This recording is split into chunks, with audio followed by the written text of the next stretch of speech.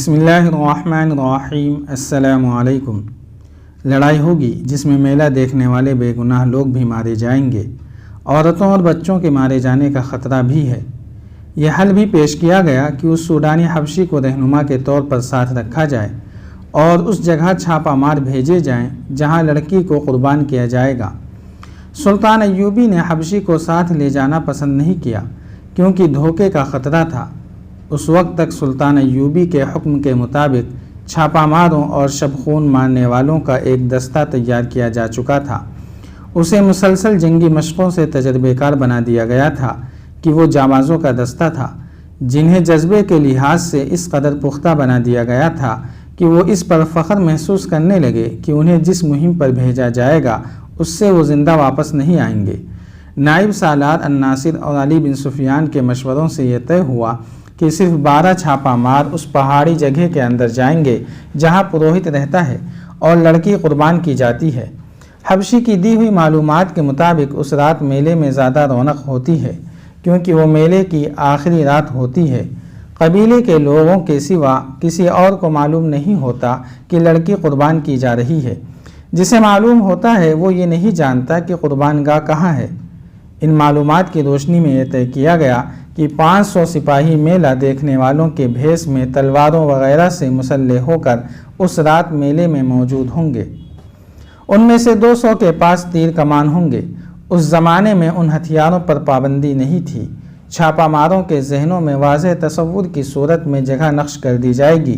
وہ براہ راست حملہ نہیں کریں گے، چھاپہ ماروں کی طرح پہاڑی علاقے میں داخل ہوں گے، پہرہ داروں کو خاموشی سے ختم کریں گے اور اصل جگہ پہنچ کر اس وقت حملہ کریں گے جب لڑکی قربان گاہ میں لائی جائے گی۔ اس سے قبل حملے کا یہ نقصان ہو سکتا ہے کہ لڑکی کو تہہ خانے میں ہی غائب یا ختم کر دیا جائے گا۔ یہ معلوم ہو گیا تھا کہ قربانی آدھی رات کے وقت پورے چاند میں ہی دی جاتی ہے۔ 500 سپاہیوں کو اس وقت سے پہلے قربان گاہ والی پہاڑیوں کے ارد گرد پہنچنا تھا۔ چھاپہ ماروں کے لیے گھیرے میں آ جانے یا مہم ناکام ہونے کی صورت میں یہ ہدایت دی گئی کہ وہ فلیتے والا ایک آتشی تیر اوپر کو چلائیں گے۔ اس تیر کا شعلہ دیکھ کر یہ 500 نفری حملہ کر دے گی۔ اسی وقت 12 جانباز منتخب کر لیے گئے اور اس فوج میں سے جو 2 سال پہلے نور الدین زنگی نے سلطان ایوبی کی مدد کے لیے بھیجی تھی، 500 ذہین اور بے خوف سپاہی، عہدے دار اور کماندار منتخب کر لیے گئے۔ یہ لوگ عرب سے آئے تھے۔ مصر اور سوڈان کی سیاست بازیوں اور عقائد کا ان پر کچھ اثر نہ تھا۔ وہ صرف اسلام سے آگاہ تھے اور یہی ان کا عقیدہ تھا۔ وہ ہر اس عقیدے کے خلاف اٹھ کھڑے ہوتے تھے جسے وہ غیر اسلامی سمجھتے تھے۔ انہیں بتایا گیا کہ وہ ایک باطل عقیدے کے خلاف لڑنے جا رہے ہیں اور ہو سکتا ہے کہ انہیں اپنے سے زیادہ نفری سے مقابلہ کرنا پڑے اور لڑائی خونریز ہو جائے، اور یہ بھی ہو سکتا ہے کہ ان کے سامنے کوئی ٹھہر ہی نہ سکے اور بغیر لڑائی کے مہم سر ہو جائے۔ انہیں اسکیم سمجھا دی گئی اور ان کے ذہنوں میں پہاڑی علاقے کا اور ان پہاڑیوں کی بلندی جو زیادہ نہیں تھی اور ان میں گھری ہوئی قربان گاہ کا تصور بٹھا دیا گیا۔ 12 جانبازوں کو بھی ان کے ہدف کا تصور دیا گیا۔ انہیں ٹریننگ بڑی سختی سے دی گئی تھی۔ پہاڑیوں پر چڑھنا اور ریگستانوں میں دوڑنا، بھوک اور پیاس اونٹ کی طرح برداشت کرنا ان کے لیے مشکل نہیں تھا۔ قربانی کی رات کو 6 روز باقی تھے۔ 3 دن اور 3 راتیں چھاپہ ماروں اور 500 سپاہیوں کو مشق کرائی گئی۔ چوتھے روز چھاپہ ماروں کو اونٹوں پر روانہ کر دیا گیا۔ اونٹوں کی میانہ چال سے 1 دن اور آدھی رات کا سفر تھا۔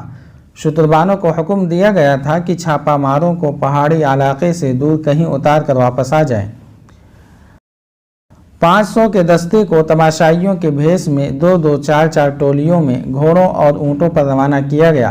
انہیں جانور اپنے ساتھ رکھنے تھے۔ ان کے ساتھ ان کے کماندار بھی اسی بھیس میں چلے گئے۔ میلے کی آخری رات تھی۔ پورا چاند ابھرتا آ رہا تھا۔ صحرا کی فضا شیشے کی طرح شفاف تھی۔ میلے میں انسانوں کے ہجوم کا کوئی شمار نہ تھا۔ کہیں لڑکیاں رقص کر رہی تھیں اور کہیں گانے والیوں نے مجمع لگا رکھا تھا۔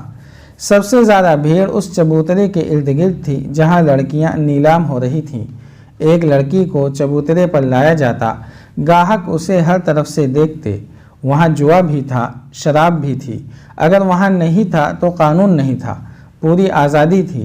دور دور سے آئے ہوئے لوگوں کے خیمے میلے کے ارد گرد نصب تھے۔ تماشائی مذہب اور اخلاق کی پابندیوں سے آزاد تھے۔ انہیں معلوم نہیں تھا کہ ان سے تھوڑی ہی دور جو پہاڑیاں ہیں ان میں ایک خوبصورت لڑکی کو ذبح کرنے کے لیے تیار کیا جا رہا ہے اور وہاں ایک انسان دیوتا بنا ہوا ہے۔ وہ اتنا ہی جانتے تھے کہ ان پہاڑیوں میں گھرا ہوا علاقہ دیوتاؤں کا پایہ تخت ہے جہاں جن اور بھوت پہرا دیتے ہیں اور کوئی انسان وہاں جانے کی سوچ بھی نہیں سکتا۔ انہیں یہ معلوم نہیں تھا کہ ان کے درمیان اللہ کے 500 سپاہی گھوم پھر رہے ہیں اور 12 انسان دیوتاؤں کے پایہ تخت کی حدود میں داخل ہو چکے ہیں۔ صلاح الدین ایوبی کے 12 چھاپہ ماروں کو بتایا گیا تھا کہ پہاڑیوں کے اندرونی علاقے میں داخل ہونے کا راستہ کہاں ہے، لیکن وہاں سے اورہرے کا خطرہ تھا۔ انہیں بہت دشوار راستے سے اندر جانا تھا۔ انہیں بتایا گیا تھا کہ پہاڑوں کے ارد گرد کوئی انسان نہیں ہوگا، مگر وہاں انسان موجود تھے، جس کا مطلب یہ تھا کہ اس حبشی نے علی بن سفیان کو غلط بتایا تھا کہ اس علاقے کے گرد کوئی پہرا نہیں ہوتا۔ پہاڑیوں کا خطہ 1 میل بھی لمبا نہیں تھا اور اسی قدر چوڑا تھا۔ وہ چونکہ تربیت یافتہ چھاپہ مار تھے اس لیے وہ بکھر کر اور احتیاط سے آگے گئے تھے۔ ایک چھاپہ مار کو اتفاق سے ایک درخت کے قریب ایک متحرک سایہ نظر آیا۔ چھاپہ مار چھپتا اور رینگتا اس کے عقب میں چلا گیا۔ قریب جا کر اس پر جھپٹ پڑا، اس کی گردن بازو کے شکنجے میں لے کر خنجر کی نوک اس کے دل پر رکھ دی۔ گردن ڈھیلی چھوڑ کر اس سے پوچھا کہ تم یہاں کیا کر رہے ہو اور یہاں کس قسم کا پہرا ہے؟ وہ حبشی تھا۔ چھاپہ مار عربی بول رہا تھا جو حبشی سمجھ نہیں سکتا تھا۔ اتنے میں ایک اور چھاپہ مار آ گیا، اس نے بھی خنجر حبشی کے سینے میں رکھ دیا۔ انہوں نے اشارے سے پوچھا تو حبشی نے اشارے میں جواب دیا، جس سے شک ہوتا تھا کہ یہاں پہرا موجود ہے۔ اس حبشی کی شہرک کاٹ دی گئی اور چھاپہ مار اور زیادہ محتاط ہو کر آگے بڑھے۔ یک لخت جنگل آ گیا، آگے پہاڑی تھی، چاند اوپر اٹھتا آ رہا تھا، لیکن درختوں اور پہاڑیوں نے اندھیرا کر رکھا تھا۔ وہ پہاڑی پر ایک دوسرے سے ذرا دور اوپر چڑھتے گئے۔ اندر کے علاقے میں جہاں لڑکی کو پروہت کے حوالے کیا گیا تھا اور ہی سرگرمی تھی۔ پتھر کے چہرے کے سامنے چبوترے پر ایک قالین بچھا ہوا تھا، اس پر چوڑے پھل والی تلوار رکھی تھی۔ اس کے قریب ایک چوڑا برتن رکھا تھا اور قالین پر پھول بکھرے ہوئے تھے۔ اس کے قریب آگ جل رہی تھی۔ چبوترے کے چاروں کناروں پر دیے جلا کر چراغاں کیا گیا تھا۔ وہاں 4 لڑکیاں گھوم پھر رہی تھیں۔ 4 حبشی تھے جنہوں نے کندھوں سے ٹخنوں تک سفید چادریں لپیٹ رکھی تھیں۔ عرارہ تہ خانے میں پروہت کے ساتھ تھی۔ وہ مخمور آواز میں کہہ رہی تھی، میں انگوک کی ماں ہوں، تم انگوک کے باپ ہو۔ میرے بیٹے مصر اور سوڈان کے بادشاہ بنیں گے، میرا خون انہیں پلا دو۔ میرے لمبے لمبے سنہرے بال ان کے گھروں میں رکھ دو۔ انگوک غالباً اس قبیلے کا نام تھا۔ ایک عربی لڑکی کو نشے کے خمار نے اس قبیلے کی ماں اور پروہت کی بیوی بنا دیا تھا۔ وہ قربان ہونے کے لیے تیار ہو گئی تھی۔ پروہت آخری رسوم پورا کر رہا تھا۔ 12 چھاپہ مار رات کے کیڑوں کی طرح رینگتے ہوئے پہاڑیوں پر چڑھتے اترتے اور ٹھوکریں کھاتے آ رہے تھے۔ بہت ہی دشوار گزار علاقہ تھا۔ بیشتر جھاڑیاں خاردار تھیں۔ چاند سر پر آ گیا تھا۔ انہیں درختوں میں سے روشنی کی کرنیں دکھائی دینے لگیں۔ ان کرنوں میں انہیں ایک حبشی کھڑا نظر آیا جس کے ایک ہاتھ میں برچھی اور دوسرے میں لبوتری ڈھال تھی۔ وہ بھی دیوتاؤں کے پایہ تخت کا پہرے دار تھا۔ اسے خاموشی سے ماننا ضروری تھا۔ وہ ایسی جگہ کھڑا تھا جہاں اس پر عقب سے حملہ نہیں کیا جا سکتا تھا۔ آمنے سامنے کا مقابلہ موزوں نہیں تھا۔ ایک چھاپہ مار جھاڑیوں میں چھپ کر بیٹھ گیا۔ دوسرے نے اس کے سامنے ایک پتھر پھینکا جس نے گر کر اور لڑھک کر آواز پیدا کی۔ حبشی بدکا اور اس طرف آیا۔ وہ جو ہی جھاڑی میں چھپے ہوئے چھاپہ مار کے سامنے آیا، اس کی گردن ایک بازو کے شکنجے میں آ گئی اور ایک خنجر اس کے دل میں اتر گیا۔ چھاپہ مار کچھ دیر وہاں رکے اور احتیاط سے آگے چل پڑے۔ عرارہ قربانی کے لیے تیار ہو چکی تھی۔ پروہت اس کا ہاتھ تھام کر سیڑھیوں کی طرف چل پڑا۔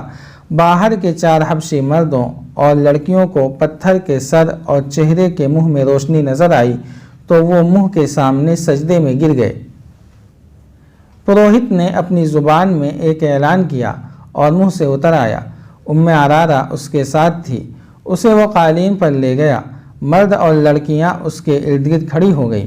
ام عرارہ نے عربی زبان میں کہا، میں انگوگ کے بیٹوں اور بیٹیوں کے لیے اپنی گردن کٹوا رہی ہوں، میں ان کے گناہوں کا کفارہ ادا کر رہی ہوں، میری گردن کاٹ دو، میرا سر انگوگ کے دیوتا کے قدموں میں رکھ دو، دیوتا اس سر پر مصر اور سوڈان کا تاج رکھیں گے۔ چاروں آدمی اور لڑکیاں ایک بار پھر سجدے میں گر گئیں۔ پروہت نے ام عرارہ کو قالین پر 2 زانو بٹھا کر اس کا سر آگے جھکا دیا اور وہ تلوار اٹھا لی جس کا پھل پورے ہاتھ جتنا چوڑا تھا۔ ایک چھاپا مار جو سب سے آگے تھا رک گیا، اس نے سرگوشی کر کے پیچھے آنے والے کو روک لیا۔ پہاڑی کی بلندی سے انہیں چبوترا اور پتھر کا سر نظر آیا۔ چبوترے پر ایک لڑکی 2 زانو بیٹھی تھی جس کا سر جھکا ہوا تھا۔ شفاف چاندنی، چراغاں اور بڑے مشالوں نے سورج کی روشنی کا سما بنا رکھا تھا۔ لڑکی کے پاس کھڑے آدمی کے ہاتھ میں تلوار تھی۔ 2 زانو بیٹھی ہوئی لڑکی کے جسم کا رنگ بتا رہا تھا کہ حبشی قبیلے کی لڑکی نہیں۔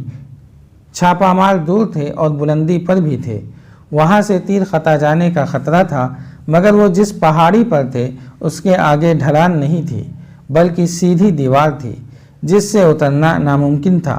وہ جان گئے کہ لڑکی قربان کی جا رہی ہے اور اسے بچانے کے لیے وقت اتنا تھوڑا ہے کہ وہ اڑ کر نہ پہنچے تو اسے بچا نہیں سکیں گے۔ انہوں نے چوٹی سے نیچے دیکھا، چاندنی میں انہیں ایک جھیل نظر آئی۔ انہیں بتایا گیا تھا کہ وہاں ایک جھیل ہے جس میں مگرمچھ رہتے ہیں۔ دائیں طرف ڈھلان تھی لیکن وہ بھی تقریباً دیوار کی طرح تھی۔ وہاں جھاڑیاں اور درخت تھے۔ انہیں پکڑ پکڑ کر اور ایک دوسرے کے ہاتھ تھام کر وہ ڈھلان اترنے لگے۔ ان میں سے آخری جانباز نے اتفاق سے سامنے دیکھا۔ چاندنی میں سامنے کی چوٹی پر اسے ایک حبشی کھڑا نظر آیا۔ اس کے ایک ہاتھ میں ڈھال تھی اور دوسرے ہاتھ میں برچھی جو اس نے تیر کی طرح پھینکنے کے لیے تان رکھی تھی۔ چھاپا ماروں پر چاندنی نہیں پڑ رہی تھی۔ حبشی ابھی شک میں تھا۔ آخری چھاپا مار نے کمان میں تیر ڈالا۔ رات کی خاموشی میں کمان کی آواز سنائی دی۔ تیر حبشی کی شہرگ میں لگا اور وہ لڑھکتا ہوا نیچے آ رہا۔ چھاپا مار ڈھلان اترتے گئے۔ گرنے کا خطرہ ہر قدم پر تھا۔ جاری ہے۔ اگر آپ کو یہ قسط وار سلسلہ پسند آ رہا ہے تو لائک، شیئر اور کمنٹ کے ذریعے ہماری حوصلہ افزائی کریں۔ جزاک اللہ خیرا۔